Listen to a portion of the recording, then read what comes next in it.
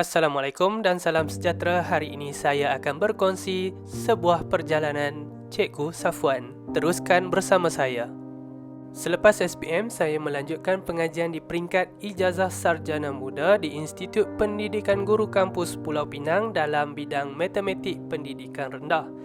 Kemudian saya menyambung pengajian di peringkat Ijazah Sarjana dalam bidang Pendidikan Matematik di Universiti Kebangsaan Malaysia.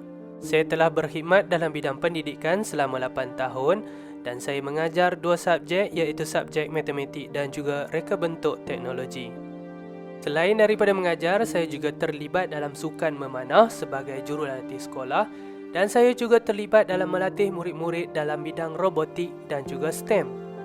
Selain itu, saya berkongsi amalan PDPC saya melalui Telegram, Facebook, YouTube dan juga TikTok. Malahan saya juga mempunyai ramai pengikut di laman media sosial tersebut.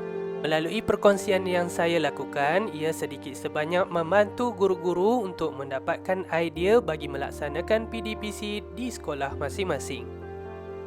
Di sinilah bermulanya perjalanan saya yang membentuk karakter, yang membentuk siapa saya sekarang ini. Bermula perjalanan dari Pulau Pinang, saya meninggalkan tempat kelahiran saya ke Baram dan saya ditempatkan di Sekolah Pedalaman P3.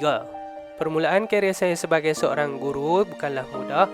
Berbagai cabaran yang terpaksa saya hadapi, terutamanya melibatkan motivasi, minat murid terhadap sekolah dan juga persekitaran yang mempengaruhi minat mereka terhadap pelajaran, terutamanya dalam subjek matematik dan juga sains. Bagi mengatasi cabaran yang dihadapi, 3 perkara ini perlu dilakukan untuk meningkatkan motivasi murid dan mewujudkan persekitaran pembelajaran yang positif. Antara perkara yang saya lakukan untuk menarik minat murid terhadap sekolah dan juga pelajaran adalah melalui aktiviti co-curriculum. Saya galakkan murid untuk masuk pertandingan dan mereka cuba untuk belajar perkara yang baru. Alhamdulillah, dalam pertandingan Kid Witness News KWN kami muncul sebagai juara di peringkat kebangsaan dan seterusnya melayakkan kami untuk mewakili Malaysia ke peringkat antarabangsa. Dan syukur kehadrat ilahi, kami sekali lagi mengharumkan nama sekolah, malah mengharumkan nama negara. Baiklah, dengan kemenangan yang kami perolehi, kami tidak berhenti di situ saja. Malah saya menggalakkan murid-murid untuk meneroka peluang-peluang yang ada di luar sana. Dan ini telah berjaya meningkatkan motivasi murid, mewujudkan persekitaran yang positif dan mewujudkan pembelajaran yang bermakna. Berdasarkan kisah yang saya kongsikan tadi, berikut merupakan 3 ciri yang menarik yang ada pada diri saya sepanjang saya bergelar sebagai seorang guru. Ciri yang pertama ada pada saya adalah pengetahuan yang luas dan mendalam dalam bidang pengajaran. Sebagai seorang guru, saya perlu memberikan pemahaman yang mendalam kepada murid. Murid perlu memahami subjek yang diajar dengan baik. Maka saya perlu sentiasa menambah pengetahuan melalui kursus dan juga bengkel supaya murid didedahkan dengan pengetahuan terkini. Pengetahuan yang kukuh membolehkan saya merancang pengajaran yang efektif dan menyeronokkan. Ciri yang seterusnya adalah sabar dan empati. Saya seorang yang sabar dalam mendidik. Murid tidak mungkin akan berubah dengan sekali nasihat. Ia perlu dilakukan secara berulang kali dengan konsisten.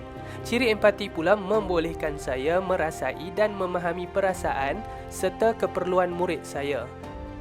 Untuk menunjukkan rasa empati, saya boleh mulakan dengan pertanyaan yang ringkas. Kamu sihat ataupun kamu sudah makan?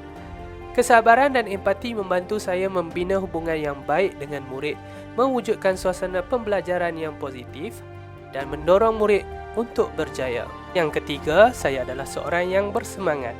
Saya perlu bersemangat untuk mencipta suasana pembelajaran yang menyeronokkan dan memotivasikan murid untuk terus belajar tanpa jemu.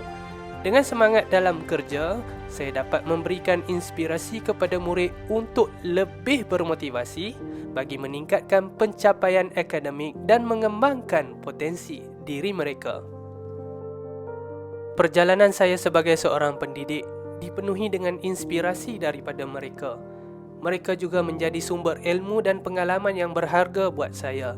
Tanpa kehadiran mereka juga, tidak mungkin saya mencapai pengiktirafan sebagai seorang guru yang berjaya. Sekian, terima kasih.